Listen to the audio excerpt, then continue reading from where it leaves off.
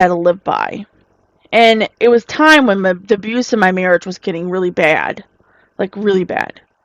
And luckily, when he was gone, the abuse was again through third parties as well as, emotional abuse more because it was over the phone. But when he was home, it was like a battlefield.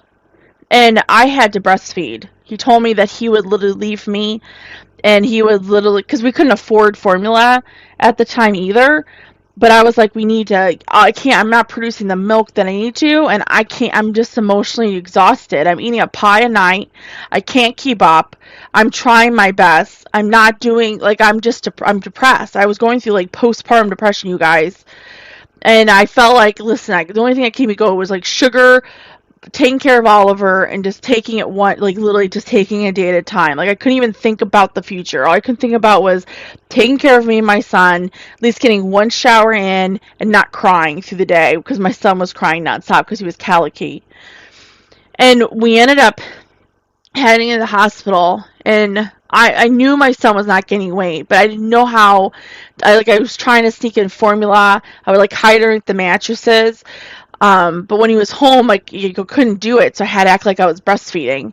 It was a hot mess, and my poor son was affected by that. And I ended up we went to the doctor's office, and I said I need help, and I said I can't say I need help if you know what I mean, because then other people are going to get involved that we don't need.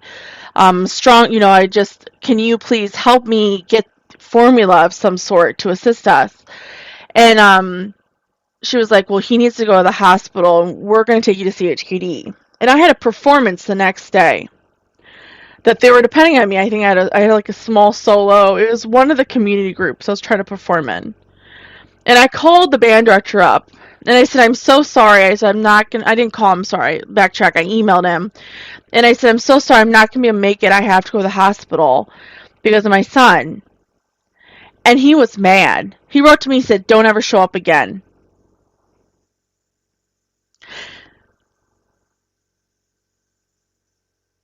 No empathy, nothing like that. And I never heard back from him after that.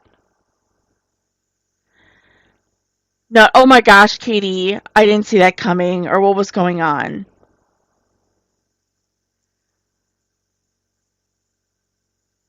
I was lucky that my dad was there through that. And when the doctor came in, my anxiety was up the roof. I was an emotional mess, and I was trying to hold it together. And the guy comes in and he goes, we're going to try to teach you how to use breast milk and formula. And he's like, are you going through abuse at home? And I looked at him and I said, we're going through a really tough time. And I said, I just don't know what to do and how to get out. But he said, let's take it one step at a time. Let's get you formula and let's get you what you need. And I bawled my eyes out for like all that weekend, you guys. Like the photos that I have of Oliver is emotional. But let me tell you, like once he started having rice and formula, he gained so much weight. And he was able to sleep. And he wasn't throwing up all over me. And he was accepting it. It just made the man more mad, the ex-husband. But like, step in those shoes of anxiety. Step in those shoes of being a mom, trying to do right, when all she was doing was failing everyone around her. I was failing everybody. But the only person that mattered was my son. Who cares about that solo? I never talked to him again after that. I was done. He sadly passed away, which was a very sad moment. I took a day off because it was still a lot, because he was with me through a lot of my marriage. When I would sit in there, he was my guidance counselor. You know? And we would talk about my marriage. I'd be like, there's been a tough week this week. But because it was the day before, I mean, he probably had a whole lot of other stresses going on too. And then sadly, I don't know what chair I was playing at the time. I don't remember. Because I think I probably even blocked it out. Normally I remember what chairs I was for different concerts. But this one I just knew I was sitting in the middle. And I just couldn't make it. Did things get easy after that? Nope. They got harder. Not only was I dealing in a battlefield with my ex-husband, but I was also dealing with pressure of not doing school. I had to quit school. I couldn't keep doing it. I was so depressed. And then I had, a photography gig that was happening, and I was trying my best to do the right thing.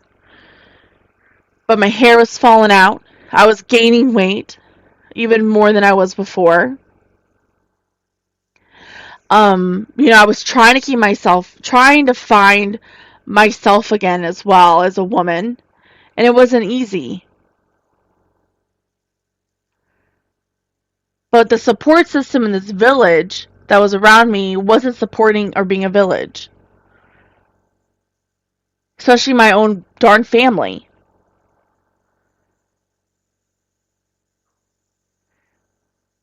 And forgiveness is another thing we'll talk about, because then, some of them came by and apologized. Some of them did, like you know, my dad and I have talked. He apologized. I finally called him out on it. I've never gotten an apology from my mom. But I think how she looks at me in certain ways, I see the apology in there when she's there.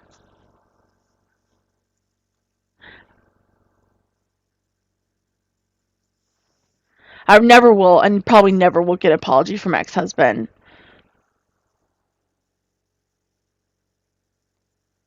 Or a meaningful one, because people can say sorry all day long, but their actions still speak louder than words.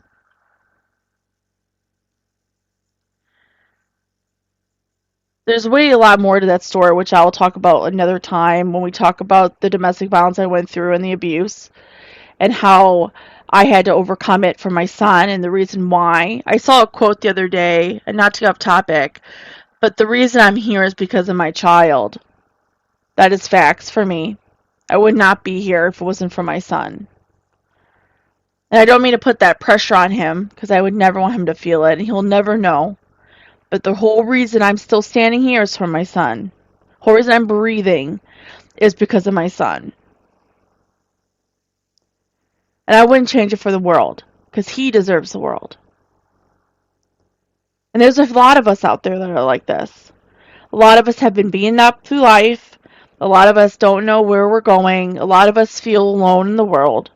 We have to try to find our own village. We don't have a support system we do with the family because of people that are high maintenance, are emotionally unavailable, or some type of going through addiction, or just narcissism.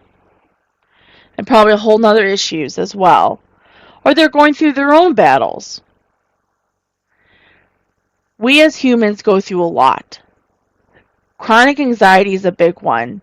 And it happens because of life. Sometimes people don't develop anxiety until later on in life. Some people develop anxiety like I did when I was a little girl. But you have to learn how to work with it. Like, I know when I have anxiety attack. A couple months ago I had an anxiety attack, not understanding where we're going. How to drive the RV. I didn't go anywhere because I had so much bad anxiety trying to figure out, oh my gosh, I'm going to have to drive this through the mountains. I'm going to kill us. That's all I could think about. That's like not going to happen because I'm stronger than that. But my mentality at that time was literally beating me down full force. But these are the things that I want to do. I want to get out of my comfort zone. I need to push my anxiety. Can't keep living in a box anymore. For my health, number one, I have to be better than I have been. I'm really doing a battle with my own weight.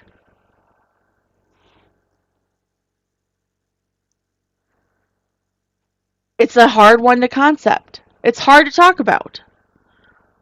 My weight has always been something that I've hidden behind.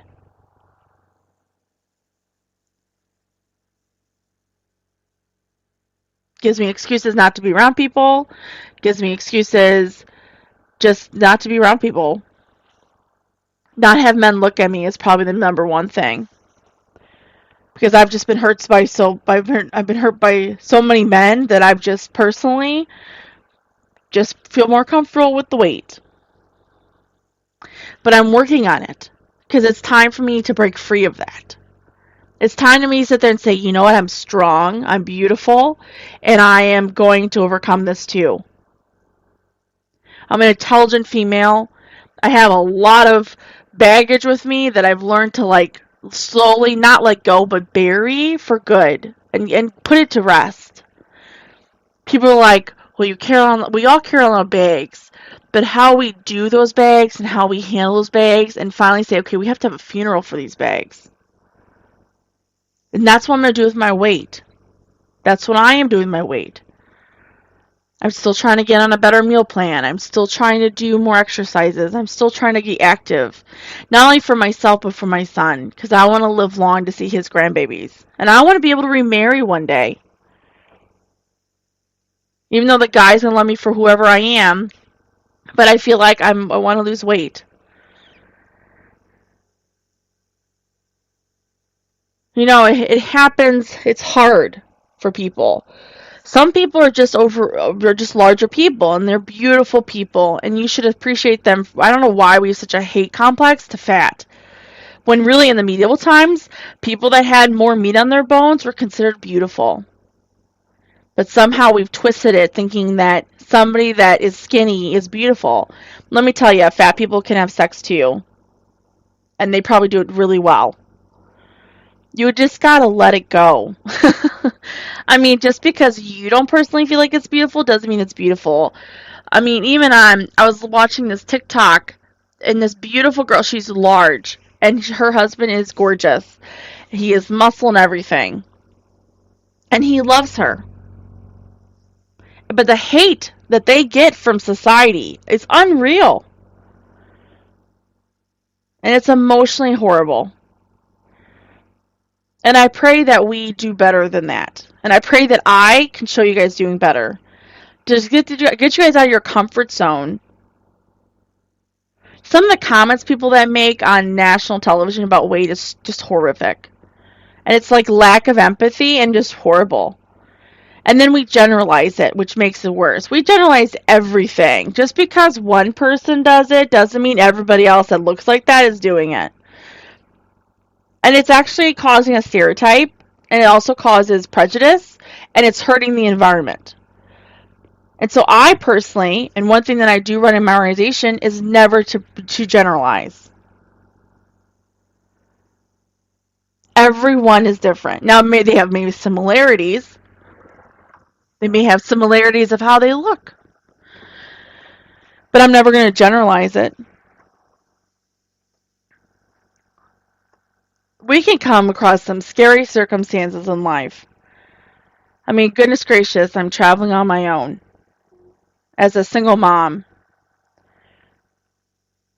But don't get it twisted that I'm not a tough cookie that will not take you down, probably sit on you, but don't, you gotta find humor in life, you guys.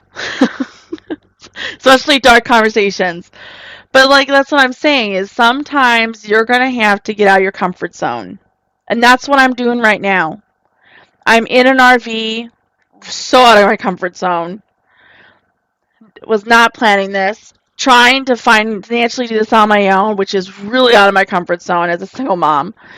Trying to work through things, trying to make things work. I'm a very organized person when it comes to bills and when things are due. And RVing has been a totally different nightmare with trying to figure out budget-wise and changing my due dates. It's been things that, and on top of that, my own anxiety. I remember going into, walking around. I had to get out of the RV because I was having a panic attack. Just trying to email these campgrounds. And I was near tears. And I just didn't know what to do. Because I know people do this on a daily basis, but I personally don't know where to go. And so, talking to RVers calmed me a lot. But I just got to the point that night where I just needed to get out of the house. And so I did, and I had you could feel it. You could feel your heart beating up. You can feel yourself, wheezing. And I was like, I gotta just sit in my car, and I gotta cry. And the cry was like my anxiety attack. And literally, I was able to breathe afterwards. And I sat out, I went towards the water, because water always heals for me. And I sat there, and I was like, boy, I'm going to be okay. I got this. I got my family. My son and I come first. Everything else will work into place. And it does. There's moments that blow